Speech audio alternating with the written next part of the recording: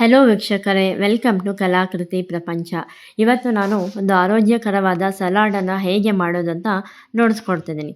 ಹಾಗಿದ್ರೆ ಬನ್ನಿ, ಇದಕ್ಕೆಲ್ಲ ಏನೆಲ್ಲ ಬೇಕು ಅಂತ ಒಮ್ಮೆ ನೋಡ್ಕೊಂಬರೋಣ. ಇಲ್ಲಿ ನಾನು ಒಂದು ಸೌತೆಕಾಯಿ, ಕ್ಯಾರೆಟು, ದಾಳಿಂಬೆ, ಹಾಗೆ ಸ್ವಲ್ಪ ಕೊತ್ತಂಬರಿ ಸೊಪ್ಪು, ಹಾಗೆ ಒಂದು ಹೋಳು ತೆಂಗಿನಕಾಯಿ ನಾನಿಲ್ಲಿ ಒಣ ತೆಂಗಿನಕಾಯಿ ತೊಗೊಂಡಿದ್ದೀನಿ. ನೀವೇನಾದರೂ ಹಸಿದಿದ್ರೆ ನಿಮ್ಮ ಮನೇಲಿ ಅದನ್ನೇ ಯೂಸ್ ಮಾಡ್ಕೊಳ್ಳಿ, ತುಂಬ ಚೆನ್ನಾಗಿರುತ್ತೆ. ಮೊದಲು ನಾವು ಸೌತೆಕಾಯಿನ ತೊಗೊಂಡು ಅದರಲ್ಲಿರೋ ವಿಷವನ್ನು ಹೊರ ತೆಗೆದು ಹಾಗೆ ನೀಟಾಗಿ ಎಲ್ಲವನ್ನು ಸಿಪ್ಪೆ ತೆಗೆದುಕೊಳ್ಳಿ. ಹಾಗೆ ಕ್ಯಾರೆಟನ್ನು ಕೂಡ ವಾಶ್ ಮಾಡ್ಕೊಂಡ ನಂತರ ಸೌತೆಕಾಯಿನ ನೀಟಾಗಿ ಚಿಕ್ಕದಾಗಿ ಹಚ್ಕೊಂಡು ಕಟ್ ಮಾಡ್ಕೊಳ್ಳಿ.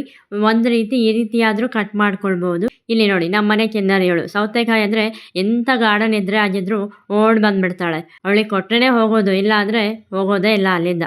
ಮತ್ತು ನೋಡಿ, ಈ ರೀತಿ ನೀಟಾಗಿ ಹಚ್ಕೊಳ್ಳಿ. ನೋಡಿ, ಮತ್ತೆ ಬಂದು ಮತ್ತೆ ಖಾಲಿ ಆಗೋವರೆಗೂ ಬರ್ತಾನೆ ಇರ್ತಾಳೆ. ಇನ್ನೊಂದು, ಈ ರೀತಿ ಹಳ್ಳಿಗಳೆಲ್ಲ ಸಾಮಾನ್ಯವಾಗಿ ಇದೇ ರೀತಿ ಹಚ್ಚೋದು. ನಾನು ಕೂಡ ತುಂಬ ಈಸಿ ಆಗುತ್ತೆ ನನಗೆ ಈ ರೀತಿ ಹಚ್ಚೋದಕ್ಕೆ. ಇದರಲ್ಲಿ ನಿಮ್ಗೆ ಎಷ್ಟು ಚಿಕ್ಕದ ಬೇಕೋ ಅಷ್ಟು ಚಿಕ್ಕದಾಗಿ ಹಚ್ಕೊಳ್ಬಹುದು. ನೆಕ್ಸ್ಟ್ ಅದಾದ ನಂತರ ಕ್ಯಾರೆಟ್ನ ಕೂಡ ತುರ್ಕೊಳ್ಳಿ. ಮಕ್ಕಳಿಗೆಲ್ಲ ಅಂದರೆ ತುರಿದು ಹಾಕಿದ್ರೆ ಬೆಸ್ಟ್ ಅನ್ಸುತ್ತೆ. ದೊಡ್ಡವರಿಗಾದರೆ ಹಾಗೆ ಹಾಕಿ ಅವು ಚೆನ್ನಾಗಿ ಹಲ್ಲಿಗೆ ಸಿಕ್ತಿರುವಾಗ ತಿನ್ನೋದಕ್ಕೆ ತುಂಬ ಚೆನ್ನಾಗಿರುತ್ತೆ. ನಿಮಗೆ ಹೇಗೆ ಬೇಕೋ ಆ ರೀತಿ ಹಚ್ಕೊಳ್ಳಿ. ನೆಕ್ಸ್ಟ್ ಇದಾದ ನಂತರ ದಾಳಿಂಬೆ ಸುಲಿಯೋದಕ್ಕೂ ಒಂದು ರೀತಿ ಇದೆ, ನೋಡೋಣ ಬನ್ನಿ ಹೇಗೆ ಅಂತ. ನೋಡಿ, ಈ ರೀತಿ ಮೇಲೆ ಎಲ್ಲ ನೀಟಾಗಿ ಒಂದು ರೌಂಡಾಗಿ ಹಚ್ಕೊಂಡು ಒಳಗಡೆನೆಲ್ಲ ಫುಲ್ ಲೇಯರ್ ತಗೊಳ್ಳಿ. ನೀಟಾಗಿ ಆಚೆ ತೆಗೆದಾಕ್ಬಿಡಿ. ನೋಡಿ, ಈ ರೀತಿ ಕಾಣುತ್ತೆ ನೋಡೋದಕ್ಕೆ.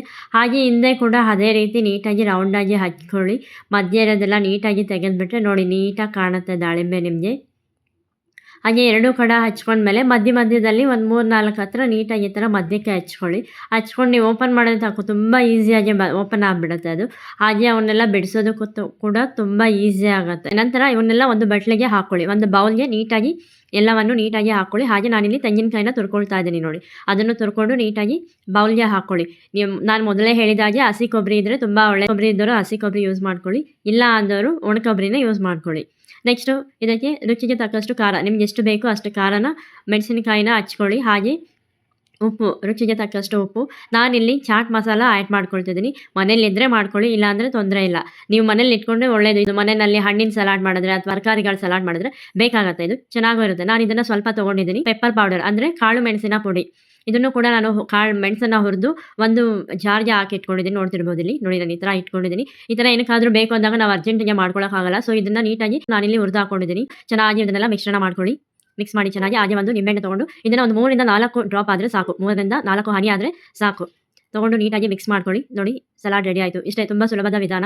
ಮಕ್ಕಳಿಗೆ ಮನೆಯವರಿಗೆ ಮಾಡಿಕೊಟ್ಟರೆ ತುಂಬ ಚೆನ್ನಾಗಿರುತ್ತೆ ತಿನ್ನೋದಕ್ಕೆ. ಆರೋಗ್ಯಕ್ಕೂ ಕೂಡ ತುಂಬ ಒಳ್ಳೆಯದು. ಮಕ್ಕಳಿಗೂ ಅಷ್ಟೇ ಬಾಕ್ಸಿಗೆ ಕೂಡ ಹಾಕಿ ಕಳಿಸ್ಬೋದು. ಹಣ್ಣುಗಳು ತರಕಾರಿಗಳು ತಿನ್ನೋದಿಲ್ಲ ಅನ್ನೋರು ಈ ರೀತಿ ಒಮ್ಮೆ ಮಾಡಿ ನೋಡಿ, ತುಂಬ ಚೆನ್ನಾಗಿರುತ್ತೆ. ಸೊ ನೀವು ಮಕ್ಕಳು ಬಾಕ್ಸಿಗೆ ಹಾಕಬೇಕು ಅಂದರೆ ನೀವು ಮನೇಲಿ ಕೊಟ್ಟು ರೂಢಿ ಮಾಡಿರಬೇಕು, ಅಭ್ಯಾಸ ಆಗಿರಬೇಕು ಮಕ್ಕಳಿಗೆ. ಇಲ್ಲಾಂದರೆ ಹೇಗೆ ಹಾಕಿ ಕಳಿಸಿದ್ರು ಅದೇ ರೀತಿ ಬಂದಿರುತ್ತೆ ವಾಪಸ್ ಬಾಕ್ಸ್. ನಲ್ಲಿ ಮಗನ ಲಂಚ್ ಬಾಕ್ಸ್ಗೂ ಹಾಕಿ, ಹಾಗೆ ನಮ್ಮ ಮನೆಯವರು ಕೊಡ್ಸಿ ಬಾಕ್ಸ್ಗೂ ಕೂಡ ಹಾಕಿದೆ ಇಬ್ಬರಿಗೂ. ನೋಡಿ, ಇದು ಟಪ್ಪರ್ವೇರ್ ಬಾಕ್ಸ್ಗಳು ಇದೇ ರೀತಿ 3 ಬರ್ತವೆ. ಅಂದರೆ ಒಂದೊಂದು ರೀತಿ ಸೈಜ್ ಇರುತ್ತೆ. ಒಂದು ಅನ್ನ ಇರುತ್ತೆ, ಸಾಂಬಾರಿಗೆ ಒಂದಿರುತ್ತೆ, ಹಾಗೆ ಈ ಥರ ಪಲ್ಯಗಳೇನಾದರೂ ಹಾಕೊಂಡು ಹೋಗೋದಕ್ಕೆ ಒಂದಿರುತ್ತೆ. ಇದು ಟಪ್ಪರ್ವೇರ್ ಬಾಕ್ಸ್ಗಳು. ನೀವು ಅವನಲ್ಲೆಲ್ಲ ಇಟ್ಟು ಏನೂ ಆಗೋದಿಲ್ಲ, ಆರಾಮಾಗಿ ಬಿಸಿ ಮಾಡ್ಕೊಳ್ಳಿ. ಆಫೀಸ್ಗೆ ಹೋಗೋರು ಅವನಲ್ಲಿ ಇಟ್ಟು ಬಿಸಿ ಮಾಡ್ಕೊಳ್ತಾರೆ ಅಂತ ಅನ್ನೋದಾದರೆ ಆರಾಮಾಗಿ ಈ ಬಾಕ್ಸ್ನ ನೀವು ತೊಗೊಳ್ಬೋದು. ಆನ್ಲೈನಲ್ಲಿ ತೊಗೊಂಡಿದ್ದು ಇದನ್ನು. ನಿಮಗೆ ಈ ಬಾಕ್ಸ್ನ ಲಿಂಕ್ ಬೇಕಿದ್ರೆ ಪ್ಲೀಸ್ ಕಮೆಂಟ್ ಸೆಕ್ಷನಲ್ಲಿ ತಿಳಿಸಿ. ನೋಡಿದ್ರಲ್ಲ ಫ್ರೆಂಡ್ಸ್, ಹೇಗೆ ಮಾಡೋದು ರುಚಿಯಾದ ಆರೋಗ್ಯಕರವಾದ ಸಲಾಡ್ ಮನೆಯಲ್ಲಿ ಅಂತ. ಈ ವಿಡಿಯೋ ನಿಮಗೆ ಇಷ್ಟ ಆಗಿದೆ ಅಂದ್ಕೊಳ್ತಿದ್ದೀನಿ. ಸೊ ಪ್ಲೀಸ್ ಇಷ್ಟ ಆಗಿದ್ರೆ ಲೈಕ್ ಮಾಡಿ, ಸಬ್ಸ್ಕ್ರೈಬ್ ಮಾಡಿ, ಹಾಗೆ ಫ್ರೆಂಡ್ಸ್ ಮತ್ತು ಫ್ಯಾಮಿಲಿಗೆ ಶೇರ್ ಮಾಡೋದನ್ನು ಮರಿಬೇಡಿ. ಸಿಗೋಣ ಮತ್ತೊಂದು ವಿಡಿಯೋದಲ್ಲಿ.